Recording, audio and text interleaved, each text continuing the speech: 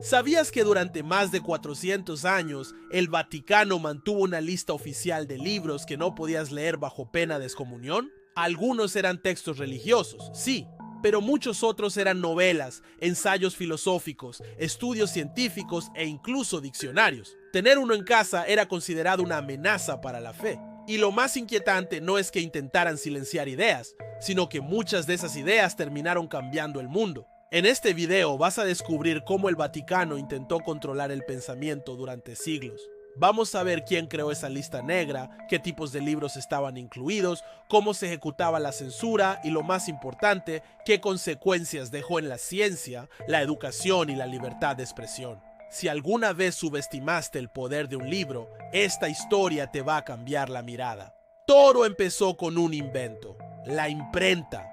Antes del siglo XV, los libros eran copias manuscritas, accesibles solo para unos pocos. Pero de pronto, las ideas comenzaron a multiplicarse. Ya no era necesario memorizar ni repetir lo aprendido de boca en boca. Se podía leer, y lo que se podía leer, se podía cuestionar. El Vaticano, al ver que las ideas reformistas y científicas se expandían más allá de su control, reaccionó. En 1559, el Papa Paulo IV creó el Index Librorum Prohibitorum, el índice de libros prohibidos, una lista oficial que recogía las obras que, según la Iglesia, ponían en peligro la fe y la moral de los fieles. Pero no se trataba solo de dogmas religiosos. El índice creció para incluir tratados de astronomía, política, filosofía y hasta medicina. Algunos autores fueron censurados en su totalidad, aunque solo una parte de su obra fuera problemática. A lo largo de los siglos, esta lista se actualizó más de 30 veces. Cada edición sumaba nuevos títulos, adaptándose al contexto político e intelectual del momento. Una novela romántica demasiado atrevida, prohibida. Un tratado científico que sugería que la Tierra giraba alrededor del Sol, prohibido. Una sátira contra los clérigos, también. El control se volvió tan estricto que incluso se crearon versiones corregidas de los libros censurados, donde se eliminaban párrafos, capítulos enteros o se alteraban ideas. La Inquisición fue el brazo ejecutor de esta censura. Inspeccionaban casas, requisaban bibliotecas, interrogaban a lectores y castigaban a impresores. Tener un libro del índice era arriesgarse a multas, arrestos o incluso la hoguera. Y aunque no todas las penas se cumplían con la misma dureza, el mensaje era claro: leer podía ser peligroso. Pensar por uno mismo, aún más.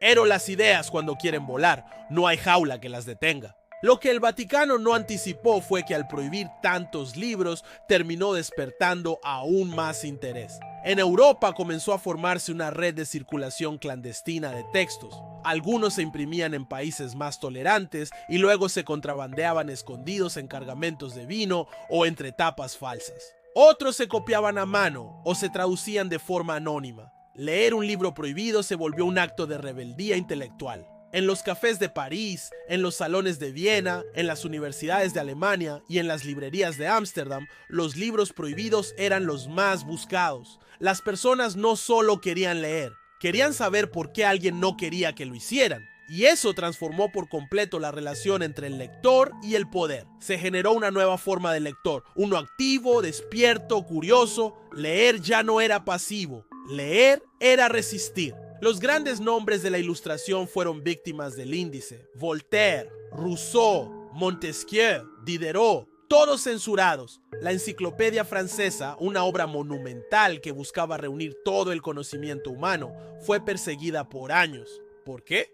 Porque proponía que el saber debía estar al alcance de todos, porque sugería que el pensamiento crítico debía estar por encima de la obediencia ciega, porque empoderaba. Y eso, para muchos líderes religiosos de la época, era intolerable. La ciencia también recibió un golpe profundo. Galileo fue uno de los casos más famosos, condenado por defender el heliocentrismo, pero no fue el único. Los estudios sobre anatomía, sobre biología, sobre enfermedades y métodos quirúrgicos también fueron obstaculizados. La medicina avanzó más lento de lo que podría haber avanzado, porque había preguntas que no se podían hacer, porque había descubrimientos que desafiaban la lectura literal de las escrituras. y porque el dogma no tolera que lo corrijan. La educación fue moldeada con el mismo miedo. En escuelas religiosas, las más comunes durante siglos, se enseñaba a memorizar, no a cuestionar, a repetir, no a razonar. Se enseñaba qué pensar, no cómo pensar.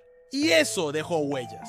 Incluso hoy, en muchas regiones del mundo, la educación sigue arrastrando esa estructura de obediencia disfrazada de conocimiento. La censura eclesiástica no solo prohibió libros, impuso una forma de ver el mundo. ¿Alguna vez te preguntaste qué ideas no llegaron a vos simplemente porque alguien decidió que no las necesitabas? ¿Cuántas cosas dejaste de pensar porque nadie las nombró? Si esta historia te está despertando preguntas, suscríbete ahora. Este canal no te da respuestas cerradas, te invita a pensar. Y contame en los comentarios, ¿hay un libro que te haya hecho ver todo diferente? ¿Uno que sentís que alguien hubiese querido que no leyeras? El Index Librorum Prohibitorum fue abolido oficialmente en 1966. No hubo ceremonias ni disculpas públicas, solo un comunicado simple. Ya no tiene efecto legal, pero el silencio nunca se borra de un día para otro.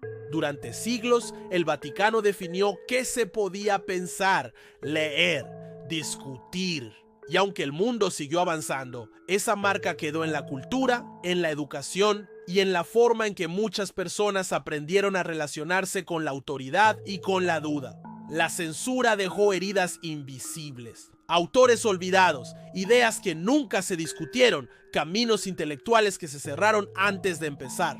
No sabremos nunca cuántas mentes brillantes no pudieron florecer porque alguien decidió que pensar distinto era peligroso. Y lo más preocupante es que esa historia, aunque parezca lejana, todavía se repite con otros nombres, otros mecanismos, otras justificaciones. Hoy no tenemos un índice de libros prohibidos pegado a la puerta de una iglesia, pero sí tenemos algoritmos que deciden qué vemos, plataformas que invisibilizan temas, escuelas que repiten contenidos sin permitir preguntas. Hoy, la censura no se impone con fuego, sino con distracción, y por eso sigue siendo igual de urgente resistirla. El poder de leer va más allá de las palabras. Leer te da una voz, y una vez que alguien tiene voz, puede pensar, puede cuestionar, puede crear. Por eso, cada libro que abrís es también un acto de libertad. Quiero saber ahora de vos. ¿Qué libro te cambió la forma de ver el mundo? ¿Alguna vez sentiste que alguien no quería que pensaras por tu cuenta? Contámelo en los comentarios. Este espacio es para hablar sin miedo. Y si esta historia te hizo pensar distinto, compártela, dale like, suscríbete, porque necesitamos más lugares donde se valore la duda, el pensamiento libre y la memoria, porque al final las ideas que más valen son las que intentaron callar.